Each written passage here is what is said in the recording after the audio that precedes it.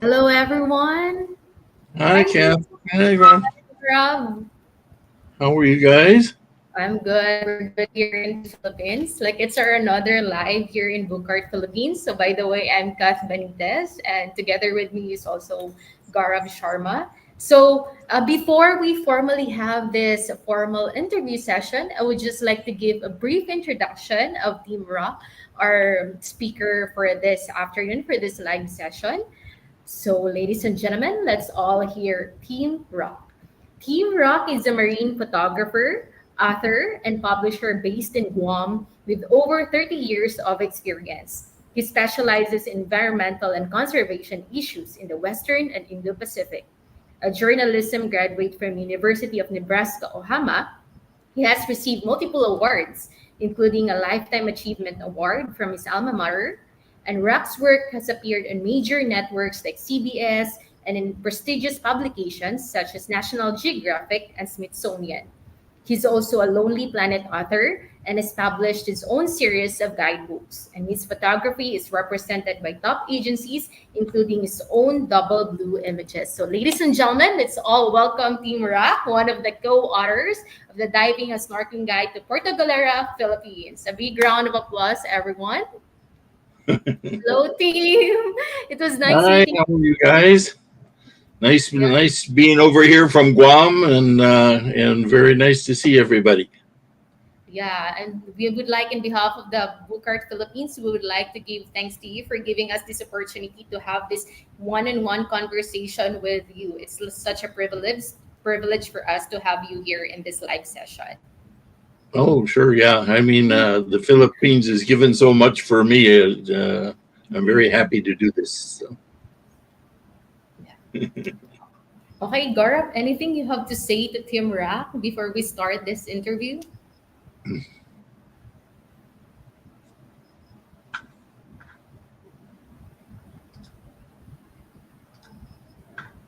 Can you hear me? Okay. Yeah. I can now. Right. There we go. There we Yeah. go. Hello, Tim, Kathleen. We were like together. Means I'm joining from two devices. My laptop camera is not working, so I'll look from this side. So you see my photo there. Yeah. So I'm definitely fascinated by the sea, and Looks like and land, air, and sea there. Huh? So, yeah. So I'm really thankful to Tim for sparing his time and sharing. We all, I think, the common thread between Kathleen working for the fisheries and into research, me, and Tim is that we all love the ocean. Yes. And Tim had the patience to put together it into the form of a book and with the wonderful, wonderful photos. So, yeah, over to Kathleen and Tim. Oh, thanks, Gaurav. So, like, team, I know everyone in DCP really wanted to know. So, what really inspired you to be the co-author of Diving and Snorkeling Guide to Puerto Galera, Philippines? Is it something you really want to do, or like you've been diving in the Philippines for how many long years already? yeah, I'm old. So, right. So I've been in Guam since 1981, and I think around the first time I was actually in Puerto Galera was around 1990 or so, and I just loved it at that time, even though it was pretty simple back then. Not so many dive shops and everything. It's really kind of blossomed in the last decade or so, but. Every couple of years I try to come back and make some dives there, and I got away from it a little bit because I was traveling for Lonely Planet, and I was doing kind of far off places, like far off for our area, like Belize and some of the Caribbean islands. I was over in Thailand. I was in South Africa for a long time after the apartheid ended, shooting the great white sharks and that sort of thing. And then a few years ago, I kind of decided to get back to my roots and do more diving in Micronesia and the Philippines again. And I did a lot of work with Philippine tourism, and we came out with a book similar to my diving guide that I had done for Lonely Planet a few years prior to that. And we did a book specifically for Philippine tourism. So anytime they go to a trade show, and they're very active in the trade shows and promoting the Philippines and promoting the beauty of the reefs. And when you're able to do that, it's really a blessing, because you're able to travel to all the top spots around the Philippines to record them. And that actually inspired the book I did called The 50 Best Dives in the Philippines. And then a few years back, we started thinking, well, maybe we should start doing more local tours, because of the pandemic. People were really itching to go diving, after everything lifted. But people were still a little wary of going too far. So the Scandi divers over in Big La Laguna, Puerto Galera is kind of funny. The little bay is called Big La Laguna, and the big bay is called Little La Laguna, right? But Scandi divers is at the far end of that bay. It's a very nice, peaceful little place. And they said, will you bring a group from Guam over? And give yourselves a name. So we called ourselves the Guam Dive Nuts. And we brought probably, I think, 14 people on the first trip. And they were just so happy to be traveling and doing diving again. And seeing, having nice things like Filipino food, and seeing, all the beautiful islands around Mindoro there, that it was a big hit. So since that was about 2022, since then we've made 4 more trips to Puerto Galera. So I finally said, I think, it's been a long time since anyone's actually written a book. And we, Simon Pridmore and I, did a scan of Amazon and looked around, and all the books were pretty dated. And so we said, I think, maybe it's time for us to sit down and do a really nice book about Puerto Galera, something that's very colorful, something that's very handy. And we brought the idea up to Dr. Dave over at Scandi Divers, and he said, sure, I'll be happy to support that. So he said that we could go, spend a couple weeks just concentrating on the divers and using his wonderful staff as reference. And sure enough, we were able to put together the book, which we think is very handy and very colorful, and shows the best of the sport diving part of Puerto Galera. Puerto Galera is also a big tech diving area, and that's kind of where Simon Pridmore came in. In the 1990s, there were a lot of people that really got into tech diving in Hong Kong. And Simon was on basically the cutting edge of this new sport where people use mixed gases and, tried things like nitrox and helium mixes and rebreathers. And some of the rebreathers were pretty amazing. They were so big they looked like somebody's wearing a lawnmower on their back. But Simon talked to 3 or 4 of the dive shops that were in Puerto Galera at the time and said, how would you like to be part of a groundbreaking effort? And he and some other Hong Kong divers started exploring the really deep parts of Puerto Galera. So he and I have been traveling together, leading groups together for around 25 years now. In 1997, when Hong Kong went back to the Chinese, Simon was working for the Hong Kong government, and he retired and opened a dive shop on Guam. And we became good friends through that business and started leading tours, which we haven't stopped doing since around 2000. So Simon was with us on a couple of the Puerto Galera tours, and it brought back old memories. And he's like, "Oh yeah, we can do a really nice dive guide. I can provide some history from the times that I was there, and I remember there's still some of the dive shops that were involved, like Alan over at Atlantis, and I think Chuck over at Captain Greg's, and Frank next to Scandi Divers. They were all part of the cutting edge tech diving.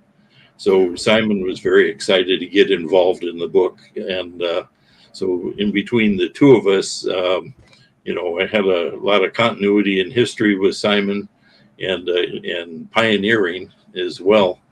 And then me, I just love to take the photos of all the colorful stuff around Puerto Galera. So a pretty good 1-2 punch, we thought, and we decided to make a nice book. Okay. Thank you, Tim, for a wonderful, it's inspiring to hear that somebody, you said information was out of date. It definitely was. And glad you bought Verde Island Passage, which is made famous by the carpenter. I don't remember the first name, but yeah, you covered from Belize. There's a blue hole, famous blue hole there, and you've been doing Lonely Planet stuff. So yeah, Puerto Galera does bring me myself. I was in Navy for 10 years, and that in South Africa, I also got a chance to dive there. So, but Puerto Galera has a charm. And then I would like to ask here the question you mentioned about the deepest scuba dive. You mentioned Atlantis was done, and I was in sheer awe because I was a very young diver there when I heard, and this record was made in 2002 at Atlantis Tech. And so I was curious about Puerto Galera. But since you've been diving for you've been coming here since 90s, you said, with Guam Dive Nuts. That's a really good name. Yeah. So they're a fun bunch, and there's some Guam connection somewhere, even though some of them live in Hawaii, some of them live in Europe, some of them live in Alaska. At one point they've lived in Guam for a while, so they're they're all part of a little network. So yeah, they're all kind of dive nuts. Okay. Yeah. So what has been your most memorable experience, if you have to, in Puerto Galera? Oh, around Puerto Galera? Gosh, it's really hard because Puerto Galera is really kind of special. And I don't know if it's the currents, just the diversity. I brought a fella named Dr. Charles Birkland over, who's a longtime friend and retired from the University of Guam Marine Lab, and also did a lot of work in Hawaii. He lives in Hawaii now. And he's the guy that discovered why Crown of Thorns have outbreaks, and did a lot of really groundbreaking coral reef research. And so I was really interested to see his take on Puerto Galera. And this was maybe a year and a half ago. We had Chuck with us, and he was just, he says, I don't know, how the reefs do it here. They all seem to bounce back a lot. And as we all know, if you've dived Puerto Galera, sometimes, they can be just really nice, just stroll in the park kind of dives. But then when the tide changes, all of a sudden you're in a drift. And some of the spots you're in a real drift where you might start at one dive site and cover 3 or 4 in one drift dive. Is really kind of fun. And, I don't know if it's just that constant flow around the island that keeps it so nice, or maybe the corals are hardier or something. I know it's been a preserve for many years. I'm wearing my little Mindoro environmental hat here, and people are working hard to keep the reefs and the fish life and everything well protected. But whatever it is, there's just something about Puerto Galera that since the 90s really hasn't changed, which is very, to me, a really special thing. Because some places over the years you've seen that El Ninos have hit and the coral just hasn't bounced back, and some ocean places that were very popular for diving are kind of struggling right now. And we even see that here on Guam, where we've had outbreaks of crown of thorns, as well as periods where we have really a lot of ocean warming, and the corals and the sea anemones struggle to get back. And even this year it was kind of warm in Puerto Galera, and we saw a few of the anemones kind of turn white, but for the most part, everything seems to be cooking right along over there. And, when you have a white sea anemone, it actually makes a really beautiful picture. It's probably a little hard on the sea anemone, but they seem to bounce back fairly well if they're not exposed to the warm water either. So, I wish I had a real definitive answer, but it just seems like Puerto Galera is one of these places that just kind of keeps on ticking. And in the summertime, it's wonderful. It's like Micronesia. It's like Guam's waters, where it's really warm. But it could be because there's so much change in water temperature. Things cool down in the wintertime, and maybe you get into about February or March or so, and you have to wear a hood or you're freezing over there, and put on an extra layer. And that may be something that helps the corals too. Maybe just the change of the water temperatures all the time have made the corals a little tougher and a little stronger. So I don't know exactly what it is, but it seems to be working. And the fact that the reefs are protected all the time, that I think really helps a lot too. Yeah.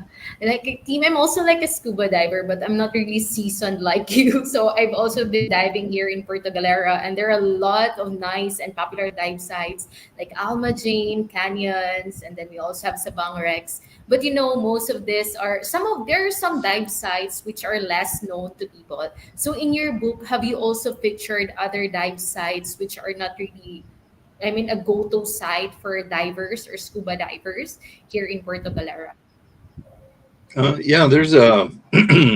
I hear you. I like Alma Jane, and the canyons are just beautiful. Yeah. Especially even on a light current. If the corals are opened up, it's just so colorful there. Yeah. But Somebody got a mask squeeze at Canyons. Oh, canyons are really super, like, it's so tricky there, but I really like the marine life thriving in canyons. yeah, yeah, and also over at Verde Island, it just seems like that place it just keeps on ticking. Every time you get in, sometimes I just like to swim a little bit and then just stop and watch because you never know what's going to come in there. Sometimes you see a big giant trevally swim by, or a school of rainbow runners, and the next thing you know, you've got a bunch of surgeonfish, and then you look down and there's a sea snake swimming past you, and swim a little farther and there's a little hawksbill turtle munching away on a sponge. So Verde is something that I think everybody should do. When we do our trips, we always try to put at least one day at Verde Island there, and at least 2 dives. So people really get excited about that. And even shallow, even in 15, 20 feet, 7 meters, 6 meters. Verde has just got so many anthias swimming around, and it's just so busy. that is kind of a sensory overload. And then you get down deeper, and they're huge sea fans. They're like on the cover of our book, those big sea fans are from a dive site called The Wall. But there's a couple spots back around on the way toward Muley Bay that I really like to go to as far as muck diving goes. And, if you're with the right guide who really knows what to look for and has the good eye, those little muck sites, if you're patient and just, take your time, produce some of the oddest, strangest creatures that are on almost every macro photographer's checklist. And so I think that's one thing that's really special about Puerto Galera. And then even right at the end of the bay, you come around the point down there, there's some areas that huge, old, mostly green sea turtles. I mean, you can tell they're big and mature, and they have a couple, usually hauling along a couple really big remoras with them. There's kind of a plateau area that these turtles like to hang around, especially in the colder months. And I think that that dive site's really pretty special to go to as well.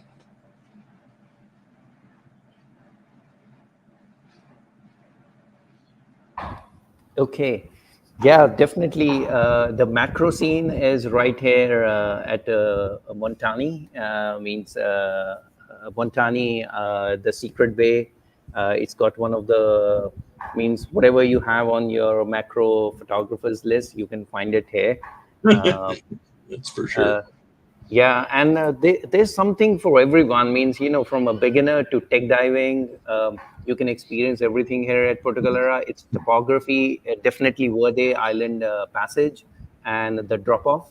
The sea fans you mentioned, the big sea fans which are at the drop off. That's from the Verde Island. So I understand as a diver and a photographer, you must have researched. But how did you gather other information together for this book? What was your process? Anybody? I mean, Well, I'm asking because this is Book Art Philippines. We have like writers and authors, and trying to write. It's with the technology, it's become more easy. But how was your writing process about and gathering information? yeah. Well, I've got some friends around the Philippines for many years.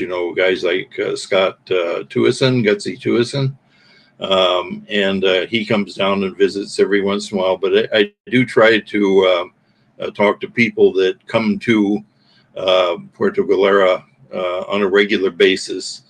And I was going to say, when I was talking about the pioneers, I said Ellen from Atlantis. I meant Ellen from Asia Divers. Alan is from Asia Divers. Yeah. Yeah, Alan Asia Divers. Yeah. I've done work with the Atlantis guys too. I'm part of their image makers group, but yeah, I wanted to make sure Ellen was, connected to the proper dive operation there and hotel. but yeah, and that's what I mean. That's part of the process. Is we have known people there for a long time, and something new happens, they'll update us, and we'll go, oh wow, that's a really nice development. Like the board, I guess you call it the boardwalk or the sea walk that's now in front of the town. It's Sabang there, and that's really a nice way to just stroll along the front of the dock area, harbor area, I guess you call it. And it looks like that is being still worked on as we speak. But yeah, what we'll do is we have a regular checklist. We have kind of a template of things that we think people want to know about an area, and we try to get the answers. Anywhere from where you can go get a cheap bottle of wine, or have a taco dinner or something like that. Uh, in our intro kind of practicalities section, to what's the contact number for the chamber, just in case someone would need that. And Puerto Galera does have an active, good chamber operation going. And then as far as the reefs go, the guides are the ones that are out there doing it every day, and they see all the changes. And basically, I try to talk to as many dive guides as I can. Rex Medina and his crew, Leo and that bunch. I've been working with them for 2.5, 3 years now. And Rex has been around, I think he said 29 or 30 years now that he's been in management and diving in the Puerto Galera area. So, if you need to know a little history or need to know, something that's changed just recently, usually you find some of the old salts in the area and go ask them and try to get the most updated information from them. And then once we compile that, a couple new developments, right? All of a sudden, the last few years, thresher sharks are showing up down at like Kilima Steps and that, some couple other areas, Sinandigan. And just recently, I believe that rare Coalmani nudibranch, the thing that kind of looks like a piece of fried tempura or something. There's a very rare, holy grail nudibranch that was found back by the hill area, and just a little bit down past where the giant clams are down there. And I think the last year it was only seen once, but it's there, and so that's the kind of amazing news that people like to hear. And then the thresher sharks, of course, are always beautiful to see. So I'm sure people are trying to figure out if there's any regularity to them coming in and where they like to. They're probably coming in for cleaning, early morning. Go into the bathroom and get all cleaned up and all ready for the day, kind of thing. And they're just such beautiful, graceful sharks that Puerto Galera should take a page out of Malapascua's book, because they really cultivated and protected that resource and made an entire industry out of it, really. And if I think Puerto Galera plays its cards right,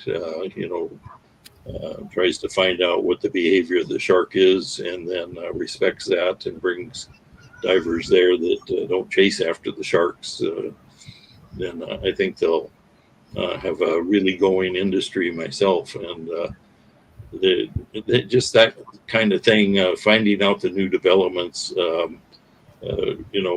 give us a chance to make little sidebars in the book. And of course, highlights for the dive sites that people already know about. Most people think of Sinandingan as a place to see nudibranchs and, flamboyant cuttlefish or something like that. But down deep by a couple of the larger rocks down there, they have seen the thresher sharks come in down there too. So it just takes a little bit of experimenting, and I think some of these dive sites will open up and show people even more of what Puerto Galera has to offer. Yeah. Yeah. You know what, team? I'm also trying to look for treasure sharks before, but I'm so unfortunate that I can't really find them. I've been trying in Kalima Steps, I think somewhere there. It's there somewhere. They would really they will really appear, but I don't really get the chance to see treasure sharks. So I'm really praying that if I, through time, I can really see them here in Puerto Galera. So since you've mentioned about this nudibranchs and then treasure sharks, So, what do you think are the most vibrant creatures, or the most vibrant marine life that you have found here in Puerto Galera? And can you tell us how Puerto Galera has evolved through time? Its dive sites, like how was it before, and how was it now that you've been diving here since last time? Oh, okay. Well, a lot of it is just like equipment. It keeps evolving just the same way uh, that the sport diving does. The introduction of nitrox has really helped. Uh, for if you go to some place like the canyons or Kilima Steps or the wall there, it allows you to just kind of hang out and hope that the threshers will swim by. Yeah, that's the way it was in Malapascua as well. The sharks there initially were in between the 80 and 100-foot depth range, and with the introduction to nitrox, it gave you a lot more bottom time to be able to sit there and hope a shark would come by.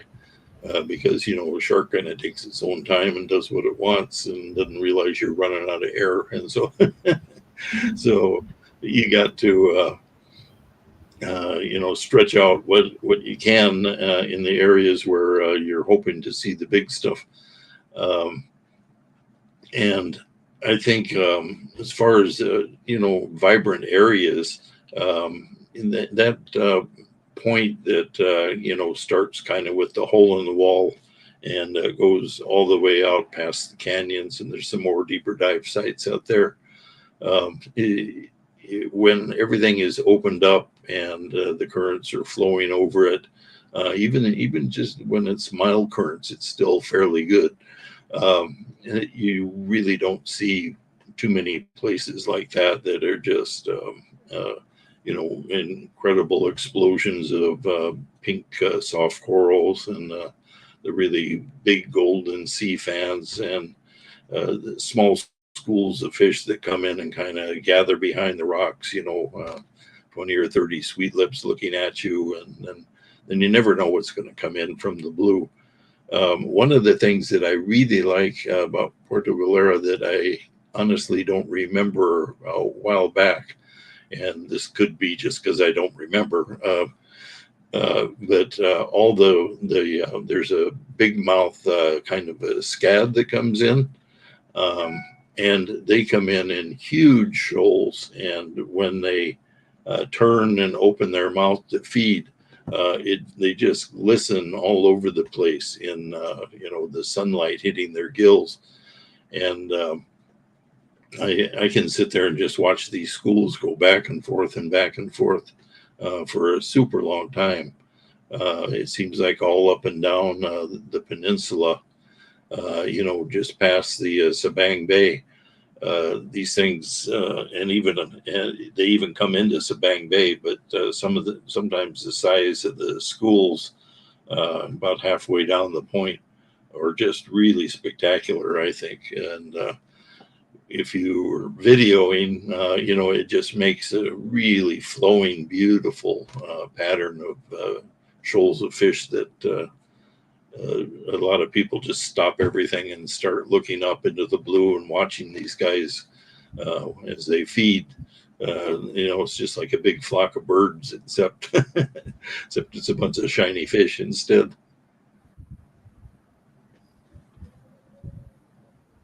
Yeah, yeah, definitely. Like you said, it's a lot of vibrant life, and it starts from a hole in the wall, goes on the three canyons, and if you come here towards the Dungun wall, the colorful pink wall, the corals, it's really vibrant.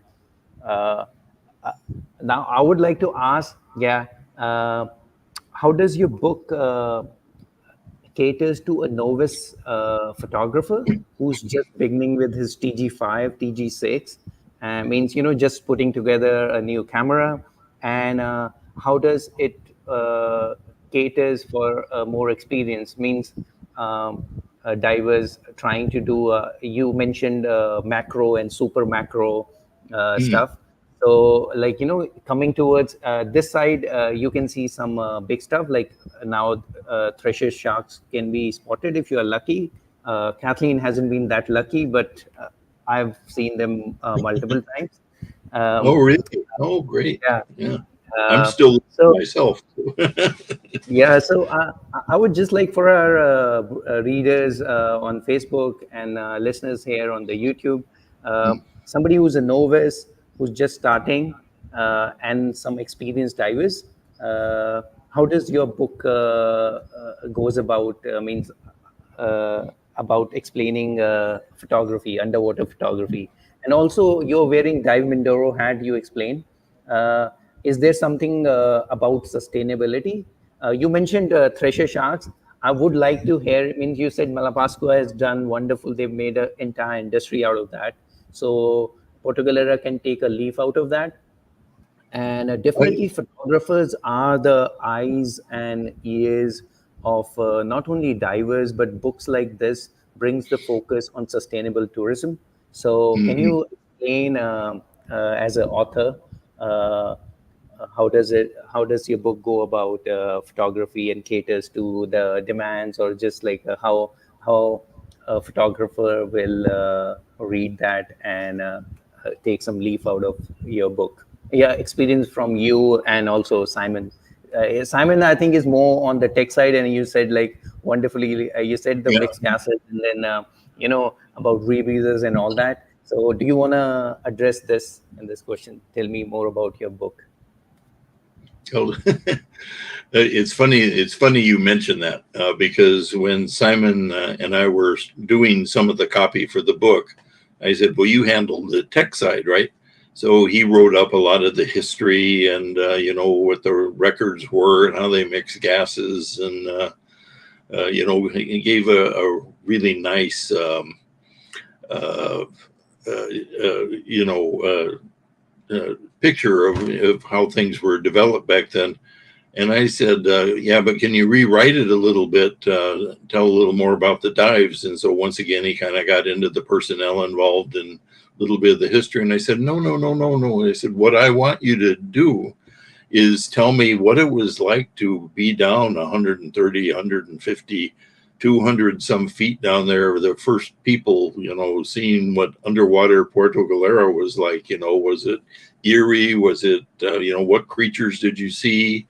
Were there more sharks? Did you see manta rays? I had all these questions for him. And he said, well, he said, we're so busy looking at our gauges and making sure everything was right. And, the deep diving was really kind of a new thing. Nobody brought cameras with them. And that just wasn't our thing. Our thing was really the technical side of it totally. And I thought that was pretty funny because I've taken some tech diving, so I know what's going on about it.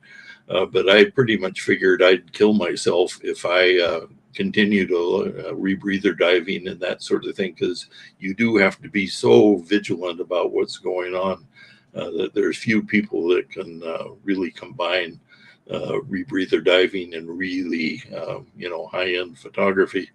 So I decided I better just stick to my f stops and work with what's above 140 feet. And so when we were putting the book together like that, I got kind of a chuckle out of Simon's description because uh, I thought that he was going to say, "Oh yeah, the sharks were down there and manta rays swimming by," and he was like, "Well, we were too busy making sure our mixes were right and all the equipment was working."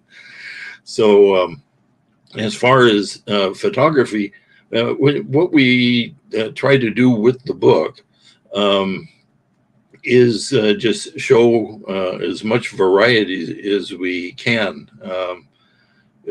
Puerto Galera has just an amazing, array of things like frogfish, of course, nudibranchs. Um, I remember a guy that was my accountant quite a few years ago used to stay at Captain Greg's all the time, and he was into Nikonos photography, where you had film cameras back then and a framer, and what you could get into a frame with the proper lens. I think it was a 28 millimeter lens, fairly good frame. You could put it down and get everything all set with your strobes, take a picture, and everything would be just tack sharp within that frame. And he showed me one picture that had like 7 different kinds of nudibranchs in it. And I said, "What'd you do? Run around picking up nudibranchs?" And he's like, "No, no, no. We actually saw this at Sinnindigan Wall. We didn't move anything or anything like that. There's just that many there, and they're that different." And I'm like, "Wow, well, that's impressive." And so nowadays, like you say, people are getting into the TG 5 and 6, and I know a lot of pros who always carry one of those in their BC, even though they're going around with a wide angle lens, maybe looking for a thresher shark, or they're in a place that has a manta ray, in case they're sitting there for the mantas to come by, and all of a sudden they look down and say, "Oh, well, look at that nudibranch." They'll just pull out their TG6 and take a couple shots and put it back in their BC, so they can make sure that they've got the best of both worlds covered. And so that's always kind of been a dilemma if you're a photographer. If you're really a dedicated macro guy, you don't even worry about turtles and looking for thresher sharks or anything large at all. You're really dedicated to the tiny stuff, and you're probably more looking on the tinier side and trying to see things like skeleton shrimp and find the hard to find stuff. And it's all there too in Puerto Galera. And then if you're a newer diver, you're not real sure what you want to do yet. So a TG6 is a pretty good option. And in most of the housings for them, these housings are a little bit of an investment. When people use a GoPro and then went, "Oh, but I want more. I can't get close enough with a GoPro," then they'll go with something like the TG6. And by the time you've put your money into buying a wide angle lens for the thing and got the macro figured out, and bought a couple strobes and a spotting light, it's a pretty good little investment, even if it is one of the less expensive cameras. So what we try to do is show some of the marine life that you could shoot with the TG6, some of the wider shots that you could get with a GoPro or a TG6. And then, of course, I personally, I'm a wide angle guy, so I swim around a lot with 8 millimeter lens and a 714 lens. But even with those lenses, you can get super close to some things. I can shoot, a medium-sized flamboyant cuttlefish or something, and some of the larger frogfish, that kind of thing, just by doing the proper settings and maybe a little bit of cropping when you get back to onto the laptop again. But it's Puerto Galera does have so much variety that what we try to do in the book is show people from anything from a giant frogfish, or even like a good sized little nudibranch or something like that, that you can shoot the close focus wide angle, where you can get very close to the nudibranch or get very close to the frogfish and still have a really nice burst of light in the background, or the sunshine in the background. Especially in Sabang Bay, there's some super calm waters over, I guess it'd be on the north side over there, east side, over on the east side over there of the bay. And the sun filters down really nicely where they are. So you can shoot the close focus wide angle as well. So I think if people check out some of the shots in the book and, just kind of persevere, they'll be able, with the right combination of lenses and camera bodies and everything, come out with a nice variety of shots from Puerto Galera. Sure. Yeah, so I hope people would really like. I know the books is really nice, so I hope like all of this, our Book Cart Philippines people also would check this out, and they would really explore the underwater world of Puerto Galera. So, Team Ari, also want to ask if you have a high points or lowest point as a diver or as an image maker. And then what can you say about this? You know, there are some people who are not really fortunate enough that they can do scuba diving. So that's why they do for deep sea tourism, like for example, the Ocean Gate submersible. So what are your thoughts about this kind of Ocean Gate submersible who's offering tourism and the rest? And yeah, what are your thoughts about this? Well, I must admit, I'm not too familiar with that. Is that like a mini sub or something like that? Or Yeah, it was like a submarine who explored the remnants of the Titanic that it This happened. was the infamous oh, incident. the super, yeah, the It's super deep They like, stuff. went to visit Titanic, right? And yeah, it started Right, there. imploded. right. So there's some submersible tourism happening at a shallow depth and a little deeper. I heard I'm from India, and there also they are doing this submarine tourism. So you don't need to be a diver, but Mm. people do. You know, it's like it's a thing. People. So what's your take? Being a diver, I definitely all of us are divers here, but I'm thinking for some people, how does it like, you know, how do you see that experience? uh, I've had the really good fortune of working with Al Giddings, and Al has something like 200 plus hours on the Titanic, you know, alone in a submersible down there filming and scouting. And I really can't fathom. Must be an amazing, just unbelievable feeling, as well as feeling kind of small and alone, all in one trip. Um, but uh, I, uh, you know, in Guam we have a thing called the Atlantis submarine, which is a real submarine. It uses like scrubbers, just like a rebreather, except they're big scrubbers that you know. I think it can hold over 20 people, about 24, 26 people, and people that are on that mainly aren't divers, but they seem to come away from the experience uh, really impressed. And for almost 20 years, I had a gift shop in Guam at Fisheye Marine Park, which is highlighted by an undersea observatory.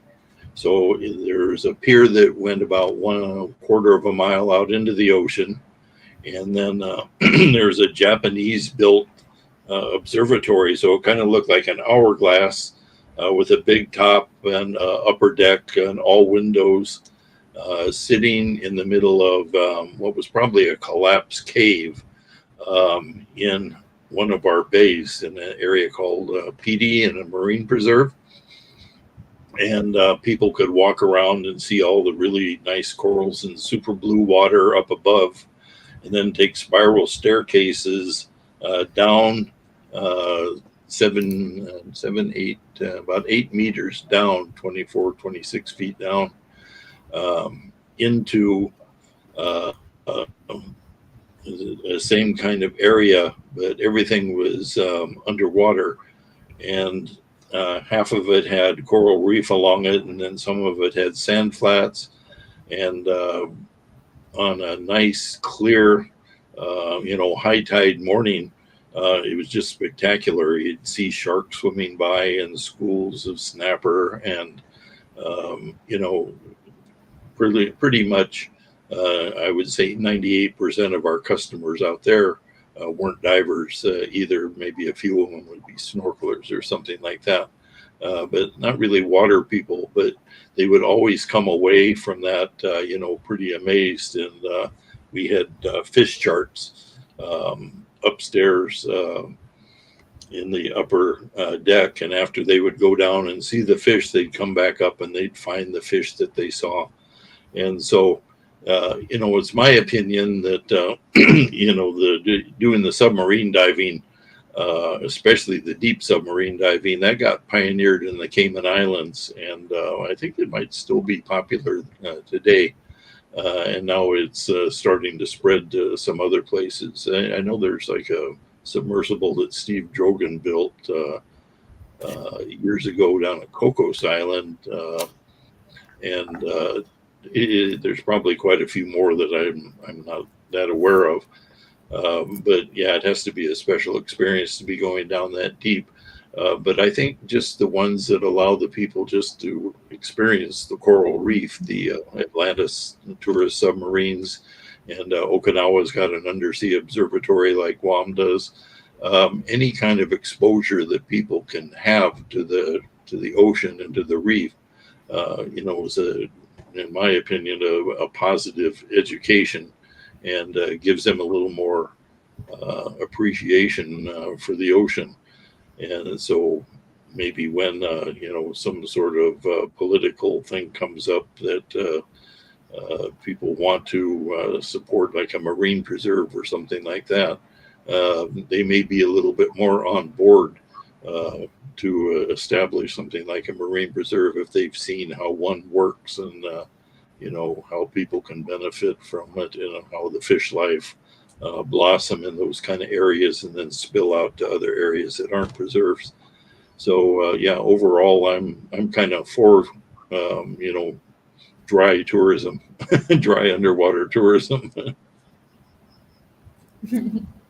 We are all in for, we are all ocean lovers. But sadly, for some people, I had today, when somebody 70 plus trying to do open water, they just got time now, and now that they have retired, they would try their first time to become open water divers.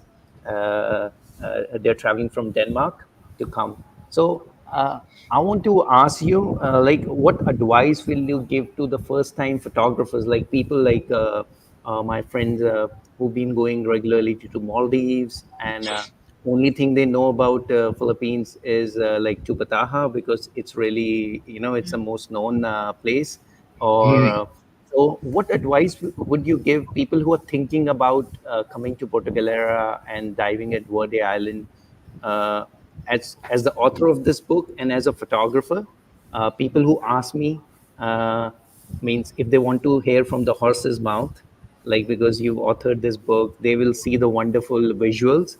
But what's the advice for a budding photographer who's dived, who's recently somebody who's done like Raja Ampat in Indonesia or Tubataha, and he's kind of undecided whether it will be worthwhile to come to Puerto Galera. So, what's your advice for such a photographer or a diver? Mm-hmm. Yeah, it's always a tough one. Sometimes somebody says, I really want to get into underwater photography. How do I do it? And I said, okay, so there's this book by Chris Newbert. See if you can find it. It was a presidential gift back in the 1990s. And it was, the printing was done using, I think, 14 or 15 plates. The images are just stunning. And the U.S. president used to give it out at the White House as a gift to show off the beauty of Hawaii and the oceans. And, you'll just really enjoy this book, and then go into the bathroom and flush all your money down the toilet. And you'll have saved yourself 20 years of time, with flooding cameras and fighting when the focus ring falls off underwater, and all the frustrations, or the strobe doesn't work, all the frustrations that underwater photographer does, and you'll have a book of nice pictures. Most people think I'm crazy when I say that, but it's an expensive and kind of hobby that once you reach one level, you have to really kind of decide what you're doing, because I've had some friends that shoot GoPros, and I said, how come I never see any of your video? And they go, it takes too long to edit the video. I just like taking the pictures, but I've got all this stuff on my computer now, and it's really slowing my computer down. And so, either have to kind of make the commitment to, be a videographer or a photographer, or just decide, well, maybe it's, fine just to do it kind of part-time-ish. Now that there's some really nice housings for the iPhone, a lot of people can do that. A lot of people just want to shoot for TikTok or, Facebook or something like that. And they can just take their phone down, and then at the end of the day, publish a video or two and say, hey, here I am, and they're happy with it, and their friends are happy, and that's the end of it. And so it's really kind of a wide open field, and competitively, underwater photography, because it is the underwater housing people, and some of the cameras now are just fantastic. It's really become a competitive field. You have to kind of really you have to realize how much work it is. The guys that are the real established pros, guys like David Fleetum, come to mind, who once you're done with your photography, you still have to edit everything, and it has to be edited well. Then you have to identify everything, not only in English but in Latin, and you have to be right on top of it. And then you have to seek out representation or represent yourself to book publishers, and books are kind of waning back and forth. It used to be really nice big coffee table books were a thing, where now people are happy to get a Kindle book, or just have an ebook to see some of the same nice pictures. So if you're going to try to make a living at it, or even pay for your expensive equipment, there's a lot of work involved, and you have to really dedicate yourself and realize what you have to do, and then follow through and do it. And so that's kind of separates the pros from the amateurs. But there are some serious amateurs out there that are really kicking butt.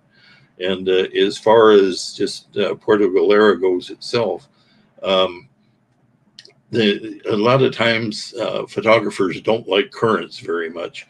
But if you work with the right dive shop and talk to your dive master, you can, there's always a time where the current's going to be a little bit slack, or there's going to be a time where there'll be no current at all during the changes.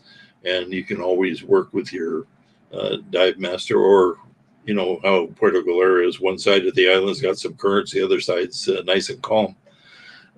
So, you can just work things out and go to the different spots, so you are not, having your hair blowing straight back into the into the current, trying to get down to some little nudibranch and get a picture of it. You can do it and set the lights up properly, and make the underwater your studio.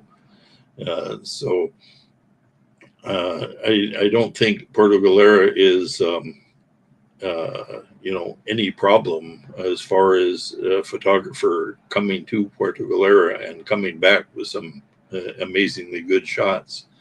It's just kind of a dilemma that people have to kind of decide for themselves. What am I gonna do? Am I just gonna remain a GoPro iPhone guy, or am I gonna actually really get into this, because it can get expensive? And so you have to just kind of decide for yourself, be honest with yourself, what you're going to do. Thank you so much, team, and thank you so much for that advice and for giving us this opportunity to do the interview with you. So, for the last time, I would like you to invite all our viewers also and listeners to your book where we can purchase them or where we can buy them. This diving and snorkeling guide to Puerto Galera. Yeah, well, it's available as a Kindle book on Amazon, as a PDF on blurb.com, BLURB, and also on Blurb and Amazon, you can get the softcover copy. And then I think in Puerto Galera right now, I believe Scandi Yeah. is carrying some of the books, or will soon be carrying some of the books. And so you can actually get some by taking a walk over to Big La Laguna and talking to Marianne or somebody like that. But yeah, we really appreciate anyone who would like to purchase the book, and we hope they enjoy it. We've tried to make it, colorful and kind of handy descriptions.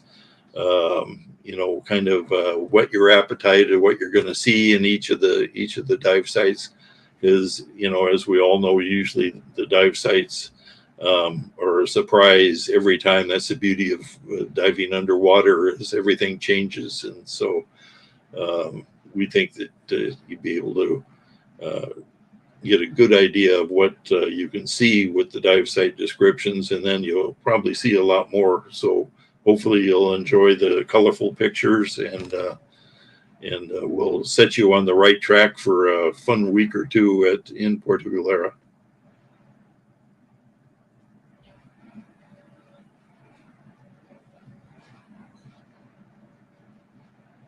And if you want to promote, if you want to follow your activities and your dive trips, where are we going to see your whereabouts and then your schedules? Oh, well, um, uh, on my website, which is doubleblue.com, we usually post trips that we take or that we have.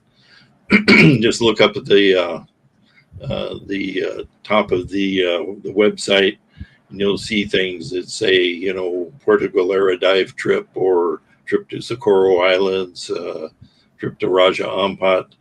We usually have every year, Simon and his wife Sophie and I have trips, and Simon's kind of the diving guy to talk to if you have any diving questions. Of course, he's got his book Scuba Confidential out, which is a huge hit, and similar books in that series.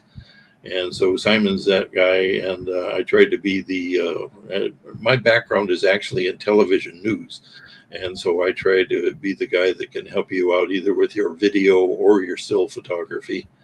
And Sophie has been all around Indonesia and Philippine area, and she is just amazing with critter IDs and stuff like that, and even finding that kind of stuff.